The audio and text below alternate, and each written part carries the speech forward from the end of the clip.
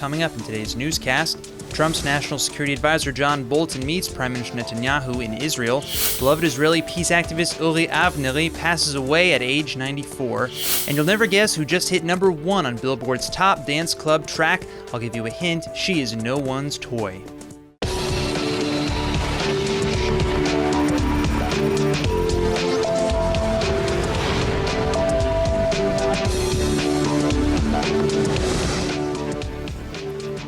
President Trump's top national security advisor, John Bolton, arrived in Israel yesterday afternoon for talks with Prime Minister Netanyahu. And at the very top of that agenda is a frank discussion on the Iranian threat entrenched throughout Syria, a threat that both nations desperately want to see resolved immediately. Well, it's a great honor for me to be here. It's great to see you again and talk about the U.S.-Israel relationship. It's been an exciting year and a half in the Trump administration with some of the things you've mentioned, but obviously, we've got great challenges for Israel, for the United States, for the whole world. And the Iran nuclear weapons program and ballistic missile programs are right at the top of the list. This is Bolton's first visit to the region in his capacity as U.S. President Donald Trump's leading security advisor. Bolton replaced H.S. McMaster following a stormy exit back in April. But most agree that McMaster got the boot specifically because he disagreed with Trump on a number of key Middle East strategy points, including America's participation in the JCPOA Iran nuclear deal. Unlike McMaster, Bolton was far more in favor of withdrawing from that deal, making him a prime candidate for the role of national security advisor. Ambassador Bolton, John, it's a pleasure to see you. We've been friends for many years, and I can testify that in and out of office you've been a tremendous friend of Israel, tremendous champion of the American-Israel alliance, and it's particularly momentous to welcome you here after the momentous decisions of President Trump, move the embassy to Jerusalem, get out of the terrible Iran deal. And I look forward to discussing with you a whole array of topics, but the most important one is how to continue to roll back Iran's aggression in the region and to make sure that they never have a nuclear weapon. Many months after pulling out of the JCPOA, Bolton's mission in Israel remains the same: to keep nuclear weapons from ever getting into Iranian hands. Today's ongoing talks with Netanyahu will cover Israeli security interests in the region. Bolton then takes these concerns to Moscow to follow up with Russian officials after last month's Helsinki summit between Trump and Putin. Russia is the third key player here in Syrian affairs. Russia recently agreed to pull back Iranian forces some 85 kilometers from the Israeli border. Israel remains adamant, however, that there should be zero Iranian troops in Syria at all. But with tens of thousands of Iranian forces scattered throughout the region, that scenario will be an uphill fight, especially given Russian insistence that Iran's troops are helping Russia and Syria fight the Islamic State. But Bolton's presence in Israel is, at the very least, a symbolic reminder of the intense American-Israeli relationship between these two administrations. 6 weeks ago, the King of Jordan made a trip to the White House for a one-on-one talk with U.S. President Donald Trump. A new account of the details of that meeting has just emerged with some surprising comments concerning Trump's thoughts on Israeli-Palestinian peace. In an apparent effort to get Jordan on board with his incoming peace deal, Trump allegedly told King Abdullah that without a deal, Israel may see a future prime minister named Mohammed in the coming years. Now, the sources who quoted Trump on this say that these words were offered as kind of a sarcastic half-joke, but still they do carry some degree of truth to them. King Abdullah was apparently telling Trump that many Palestinians no longer favored a two-state solution, instead preferring a one-state solution living alongside Israel with equal laws. This presents something of a dilemma for a country hoping to define itself exclusively as a Jewish state. With the number of Arabs and Jews between the seas almost equal, a one-state solution would likely make Jews a minority in the country. And this is precisely what Trump alluded to when he made his comments concerning a potential prime minister named Mohammed. It may be worth noting here that these talks happened mere weeks before the Israeli government voted on its much-debated nation-state bill and passed it into law. That law essentially rewrote the state's de facto constitutional basic laws by infusing the Jewish identity of the nation, but critics say that it also sets a massive legal precedent for nationwide apartheid and state-sponsored discrimination of all non-Jewish minorities in the country. Those minorities continue to protest the law both in the streets and in court to this very day. Trump's words those weeks ago capture many brutal truths and honest fears on all sides of the political spectrum. Israel's SodaStream company has just struck gold. The company has announced a whopping $3.2 billion sale to PepsiCo, which is, of course, the maker of all things Pepsi-related. This means that if you always wanted the ease of brewing your own Pepsi drinks at home, that's exactly what's about to happen. But this deal could also be a game changer for Israel's economy for a number of reasons. Here to discuss that is the Director General of Foreign Trade for the Manufacturers Association of Israel, Dan Katarivas. Dan, thank you for joining us. So, this is an interesting thing to happen, right? Because this isn't a startup making an exit. This is a fully fledged, fully functioning, big, major company making a big sale. Yes, definitely. But it's a company that has innovation.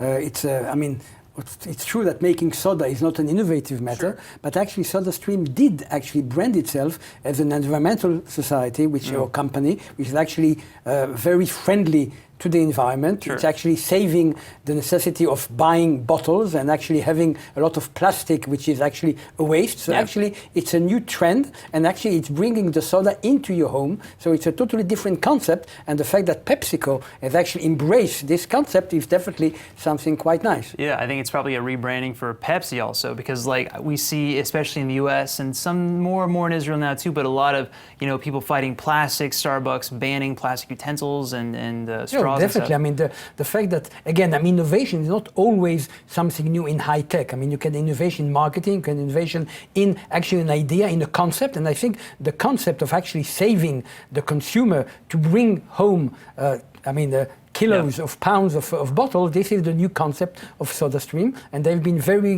well marketing this new concept, which for a lot of people that want to be, I would say, friendly to the environment, this is definitely something good. Sure. Let's talk about the economics of this deal for just a minute, because last I heard, the heads of Pepsi say that the headquarters in Israel are going to stay in Israel, no workers fired. That's in itself a pretty major precedent. On the contrary, first of all, I think that, we don't know all the details of the deal, but actually SodaStream signed an agreement with the Israeli government to enlarge and to actually expand its already existing plants in several areas in Israel. So actually they have an engagement vis-a-vis the Israeli government for, I think, the next 7 years to enlarge the plant that they have down in the south, which employ thousands of people, mainly, by the way, Bedouins, so minority people. So here again, you have a company that has diversity as part of its ethical code. So I think we are going to see probably SodaStream expanding in Israel, employing even more people.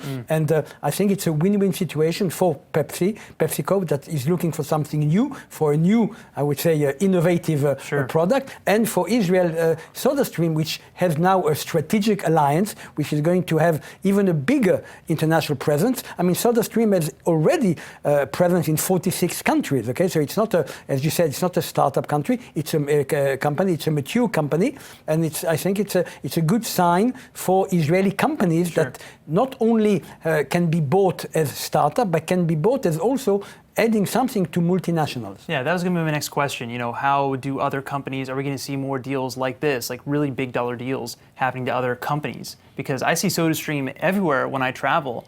And of course, I see Pepsi everywhere also. I'm a Coke guy, but... Well, it's true that Israel does not excel in consumer product. Okay, we are more in technology. You see a lot of product that maybe you don't know, but there is behind them there Israeli technology. Look at Mobileye, for instance, that was bought for $15.5 billion to Mobileye, to Intel. So you don't see Mobileye on the shelf, but it's there in a lot of cars also inside. The iPhone and Apple and the iPhone. Exactly. Okay, so there is a lot of Israeli product. It's true that what is particular with SodaStream is that it's a consumer product. Usually we are not in that area, but who knows?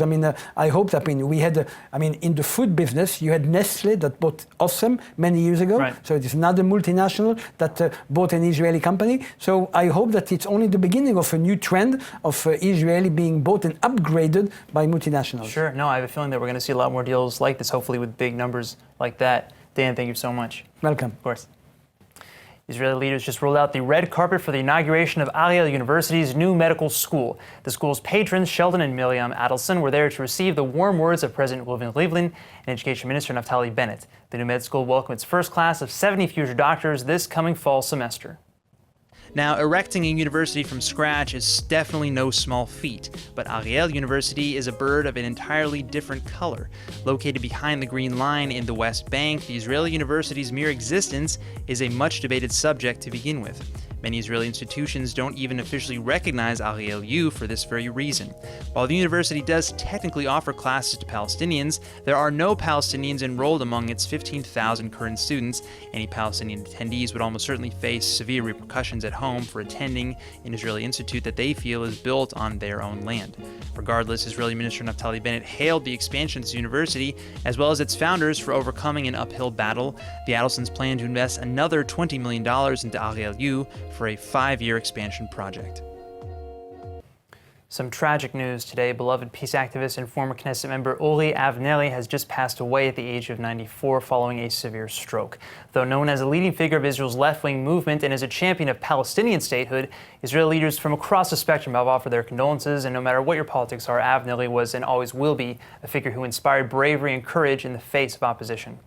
Avnery is probably best known for being the very first Israeli ever to meet face-to-face with PLO leader Yasser Arafat. This meeting took place in 1982 in the midst of the First Lebanon War. During Israel's siege of Beirut, a 59-year-old Avnery snuck behind enemy lines and traveled into Lebanon in an attempt to get Arafat on board with a mere idea of peace with Israel.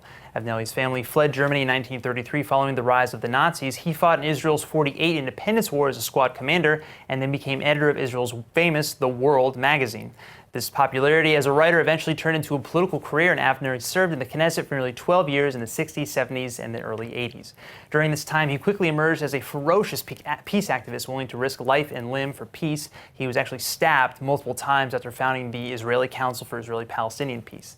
He also spearheaded some of the country's first and possibly most significant Israeli-Palestinian organizations and protests, and among his most vocal positions was the need for a two-state solution. For that reason, Avner is often cited as the political father of the concept of a Palestinian state. But it was probably the man's character and fearlessness that earned the respect of even his fiercest right-wing rivals. Former Likud minister Gideon Saar perhaps puts it best, saying, quote, "His words and actions often angered me, but in nascent Israel he was a model of fearless opposition in times when it was difficult to oppose the regime which hounded him, and there is no democracy without opposition." Well, another potentially groundbreaking Israeli medical treatment has just been approved for use in the United States by the FDA. And this new treatment is a cutting-edge, non-invasive procedure to help patients struggling with obsessive-compulsive syndrome, better known, of course, as OCD. And that's a condition which roughly 2% of all Americans struggles with at one time or another. Now, if you've ever known someone with OCD or even struggled with it yourself, then you already know how disruptive it can be to daily life. Patients diagnosed with OCD typically develop obsessive, uncontrollable, recurring thoughts or urges, which can become behaviors. Until now, treatment has usually consisted of either medication, psychotherapy, or both, but this new treatment from the Jerusalem-based Brainsway Limited company is attacking OCD by turning something old into something new. The tech stimulates regions of the brain with magnetic fields in a procedure known as deep transcranial magnetic stimulation, or TMS for short.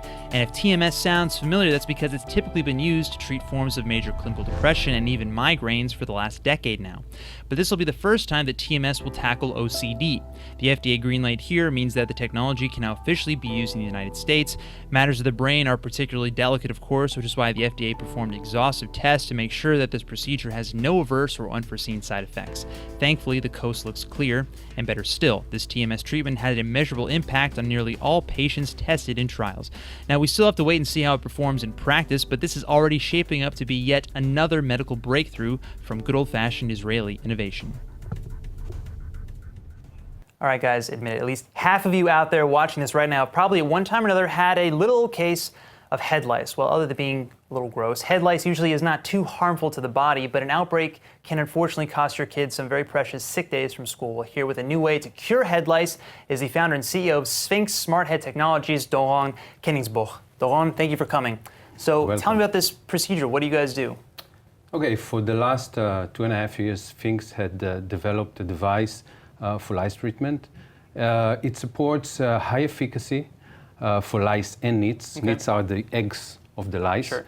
It's 100% natural, and it's a quick treatment, and it's really support treatment which is not necessary to make any preparation before or after the treatment, and that gives a great value. We know about 50 million people around the world are suffering annually A lot. from this epidemic.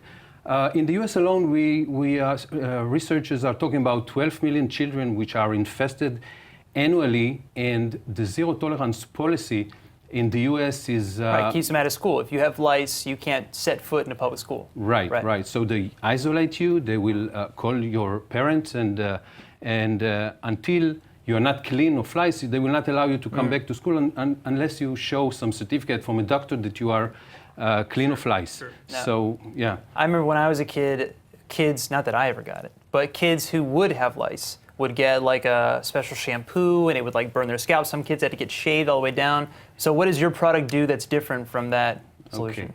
This is a survey, which you can see here on the screen. Yeah. This is a survey that we had done. This survey represents 12 million households in the US. And this survey, we checked what is the level of satisfaction of people from the current available treatments in the market. And we saw that the level of satisfaction was very low. Actually, for all parameters, it was under 50%. And on the same survey, we checked what do you expect from the optimal treatment to be.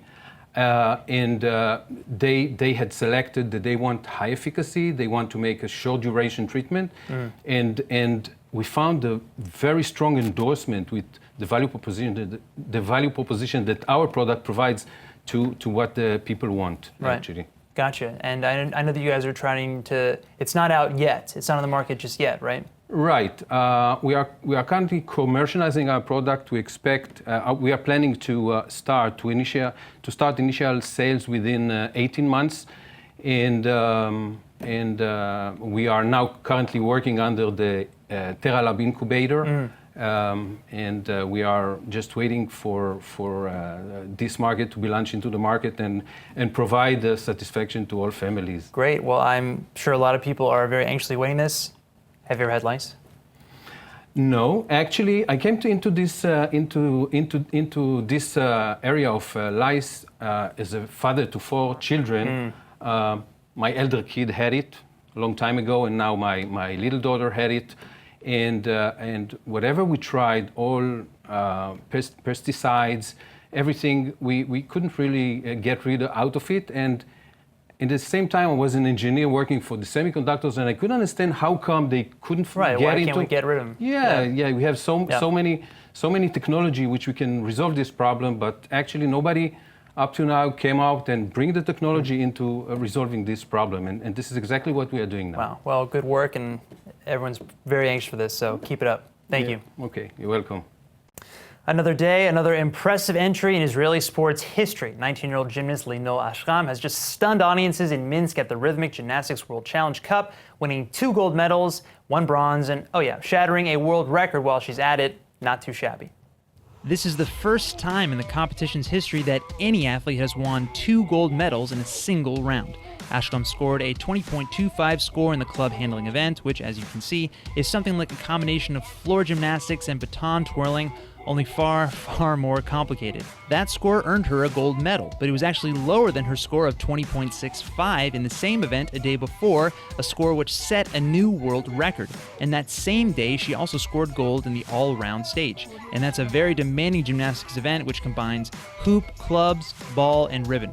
And as if this weren't all enough, Ashram also snagged a bronze medal with a 19.35 score in the ball's finals, narrowly missing out on the silver.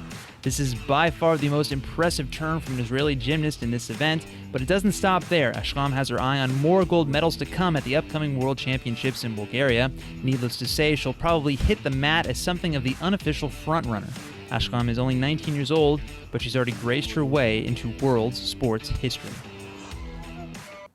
Over the years, all kinds of performers have booked appearances in Israel only to back out later due to political or social pressure. Most recently, the pop star Lorde canceled a massive Tel Aviv concert mere days after announcing that show, stating that after fan backlash, she didn't want to make a political statement by appearing in Israel. Well, along those lines, singer Lana Del Rey has just booked a headlining show at this year's Meteor Festival to take place here in Israel just weeks away. ILTV's Emmanuel Kadosh is, of course, here with all the details. Thanks, Brett. Yes, as of now, Lana Del Rey is set to perform at the 3-day Meteor Festival in the Galilee here in Israel this September, and that doesn't seem like it's going to be changing anytime soon. The American singer defended her decision to play in the Holy Land, but made sure to remind everyone that, quote, performing in Tel Aviv is not a political statement or a commitment to the the politics here. So she went on to explain that just like singing in California or any other place in the world, that doesn't in turn mean she's supporting anything political or governmental in any way.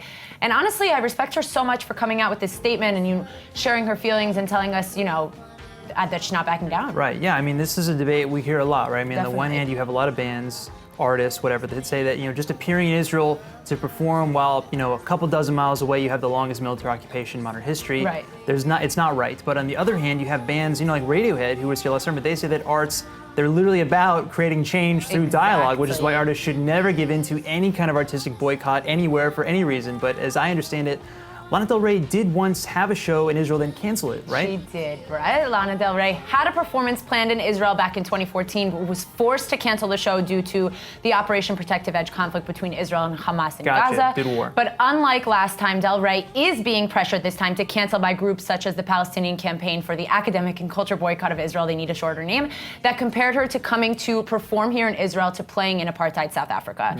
The BDS group even went on to mention the supposed quote from the Washington Post after singer Lorde canceled her show in Israel, saying, quote, "From now on, if it weren't the case already, merely scheduling a concert here in Israel will be considered a political act." Right. Well, again, I mean, I think Tom York from Radiohead perhaps, phrased his response to that idea best. In his defense of Radiohead's concert last year, York released a statement in Rolling Stone, I think, that said something like, we still play in America, doesn't mean we endorse Trump, so we will play in Israel even though we don't endorse Netanyahu, and that's democracy. That's how democracy works. Exactly. And Del Rey actually mentioned that in her tweet, saying that just because she performs in the States doesn't mean she, quote, condones my own president who openly mocks disabled people at rallies. She did go on to say that she is trying her best and that her intentions are very pure.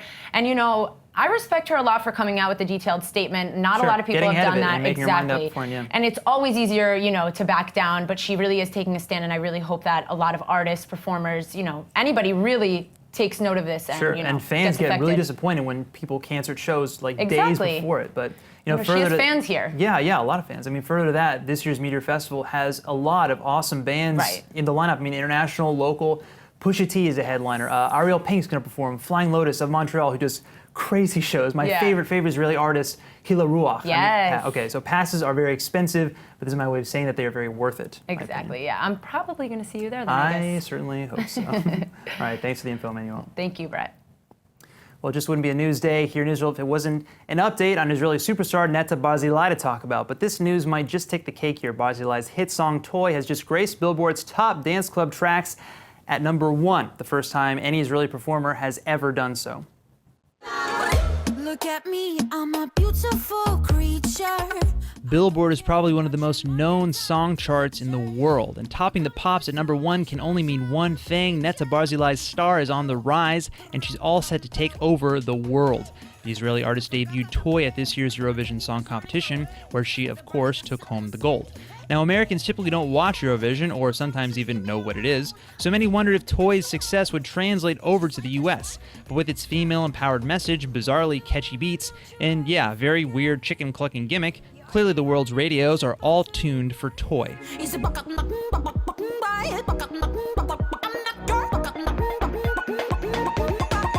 I'm not your toy. Right now, Netta is in the United States promoting Toy. She recently signed a massive contract with BMG to bring Toy to North America and the rest of the world. Hitting Billboard's #1 in the dance club category is obviously only going to help them. Barzilai addressed fans when she heard the news, saying, quote, "I just got off the plane and this is the first message I got when I turned on my phone. This is an amazing year and the experience I'm having is just nuts." Well, indeed, the fact that Toy just outranked songs by Drake, Enrique Iglesias, U2, and Diana Ross, that is nuts.